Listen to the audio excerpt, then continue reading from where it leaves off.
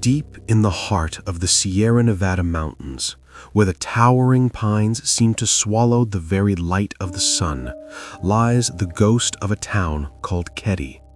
It is a place where the wind carries whispers of a night that time refused to forget.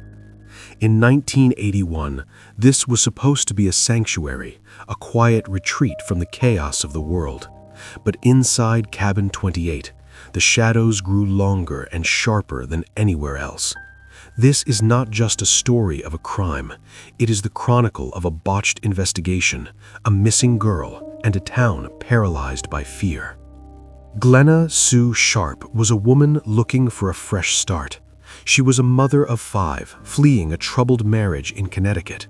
She wanted a place where her children could run free, where the mountain air would wash away the grit of her past. In the fall of 1980, they settled into the Keddie Resort, specifically Cabin 28. It was modest, rustic, and affordable. But the resort was not the paradise it seemed. By the early 80s, Keddie had fallen into a state of decay. It was a transient hub, a place where people came to disappear or to hide from their own demons. Sue was a strict mother, protective and wary. She didn't mingle much with the locals, focusing instead on her children, John, Sheila, Tina, Rick, and Greg. April 11th, 1981, started like any other Saturday. The mountain air was crisp, the smell of damp earth and pine needles heavy in the air. John Sharp, 15, and his friend Dana Wingate, 17, had spent the day in the nearby town of Quincy, hitchhiking and looking for excitement. As night fell, the boys returned to Cabin 28. Inside, Sue was watching television while her youngest sons, Rick and Greg, played in the back bedroom with their friend Justin Smart. Tina, only 12, was also in the cabin. The atmosphere should have been peaceful, but a storm of violence was gathering just outside the door. Neighbors would later report hearing muffled screams, the sound of wood splintering. But in the dense woods of Keddie, such noises were often dismissed as the wind or local wildlife. What happened next remains a jigsaw puzzle with missing pieces. The attackers entered, armed with knives and hammers. They didn't just kill, they terrorized. The violence was personal, methodical, and silent enough that the 3 boys in the adjacent bedroom slept through the entire massacre. The sun rose over the Sierras on April 12th, oblivious to the tragedy within Cabin 28. Sheila Sharp, who had spent the night at a friend's cabin nearby, walked home at 7 a.m. She expected to see her family waking up. When she opened the door, the world as she knew it ended. The living room was a landscape of devastation. She saw her brother John, his friend Dana, and her mother Sue. They were bound with medical tape and electrical cords. Sheila ran. She ran until her lungs burned, screaming for help that had arrived too late. When the Plumas County Sheriff deputies arrived, they found a scene that would haunt them for the rest of their careers. But as they counted the victims, a chilling realization set in. One child was missing. Tina Sharp was gone. The shadow of incompetence.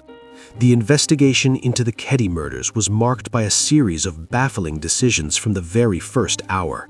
Sheriff Doug Thomas, leading the Plumas County office at the time, found himself overseeing a crime scene that was as complex as it was brutal. Yet critical mistakes were made. The scene was not secured as strictly as it should have been, and potential witnesses were allowed to leave the area before exhaustive questioning. Even more mysterious was the missing evidence. A hammer, believed to be one of the murder weapons, was reportedly found by a neighbor and handed to police, only to disappear from the evidence locker for decades. Why was the investigation so sluggish? Some locals whispered about a protection ring, suggesting that the suspects had ties to law enforcement that kept them out of handcuffs.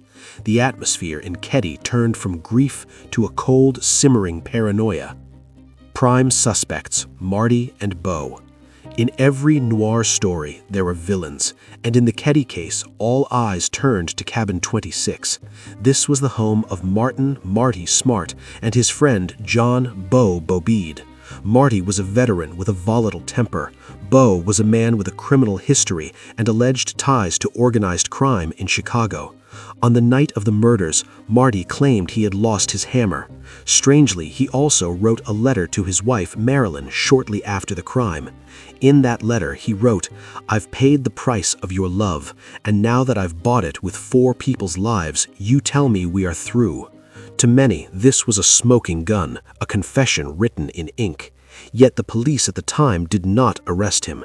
Marty's therapist would later claim that Marty confessed to the murders during a session, but the information was never used to bring charges. The suspicion hung over Keddie like a thick mountain fog that wouldn't lift. The discovery in the woods. For 3 years, the question of what happened to 12-year-old Tina Sharp remained the most painful part of the mystery.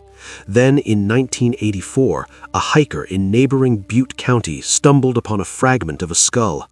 It was found near a place called Camp 18, nearly 30 miles from Keddie. Medical records confirmed the nightmare. Tina had been found. Shortly after the discovery, an anonymous caller contacted the sheriff's office, identifying the remains before they were officially announced. The recording of that call exists, a ghostly voice from a payphone that seemed to know too much. Who took Tina, and why did they keep her alive, or at least keep her body for so long before leaving it in the wilderness? The cold truth. In 2016, a new investigator, Greg Hagwood, reopened the case with fresh eyes and modern technology. He found a piece of tape used to bind the victims that contained a DNA profile. This DNA did not match Marty or Bo, suggesting that a third or even fourth person was in the cabin that night. Cabin 28 was demolished in 2004, its wood turned to splinters and hauled away, but the soil beneath it still holds the weight of that night. Today, the Keddie case remains a warning, a reminder that in the quietest places, the loudest horrors can occur. We may never know the full truth of what happened in the Sierra Nevadas, but we will never stop looking into the shadows.